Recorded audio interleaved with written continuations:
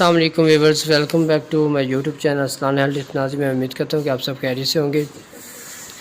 ناظرین، آج کا جو عمل ہے وہ یہ ہے کہ صلاۃ التسبیح کو ہم نے کس طرح پڑھنا ہے اور اس پر کس طرح عمل کرنا ہے، تو اس کے بارے میں ہم بات کریں گے کہ سورۃ شب قدر کے وظائف کے بارے میں۔ رمضان مبارک کی 21ویں شب کو 21 مرتبہ اگر کوئی بندہ سورۃ قدر پڑھتا ہے تو بہت افضل ہے۔ رمضان مبارک کی 29ویں شب کو سورۃ یاسین شریف اور سورۃ الرحمن ایک مرتبہ پڑھنا بہت افضل ہے، اور رمضان مبارک کی 25ویں شب کو 7 مرتبہ سورۃ فاتحہ پڑھنا ہر مراد کے لیے بہت افضل ہے، اور رمضان مبارک کی 23ویں شب کو سورۃ ملک 7 مرتبہ پڑھنے سے مغفرت گناہ کے لیے افضل ہے۔ رمضان مبارک میں 21ویں شب کو 7 مرتبہ سورۃ واقعہ پڑھنے سے انشاءاللہ اللہ پاک آپ کے رزق میں برکت ڈالے گا، اور جمعۃ الوداع کے دن نماز جمعہ قبل پڑھیں تو وہ بھی بہت فائدہ ہوتا ہے۔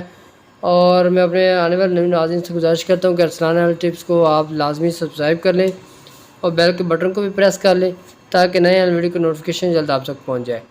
اب ہم بات کریں گے کہ صلاۃ التسبیح کو ہم کس طرح پڑھ سکتے ہیں۔ سبحان اللہ والحمدللہ ولا الہ الا اللہ واللہ اکبر کو آپ نے پہلی رکعت میں ثنا کے بعد 15 مرتبہ پڑھنا ہے، سورۃ فاتحہ اور سورۃ کے بعد 10 مرتبہ، پھر رکوع میں جائیں گے تب 10 مرتبہ، رکوع سے کھڑے ہونے کے بعد 10 مرتبہ، اور اس طرح سجدے میں جائیں گے تب 10 مرتبہ، دوسرے سجدے سے پہلے جلسے میں 10 مرتبہ، اور دوسرے سجدے میں سبحان ربی اللہ کے بعد پھر 10 مرتبہ پڑھیں گے۔ تو اس طرح یہ ہمارا عمل ہو جائے گا۔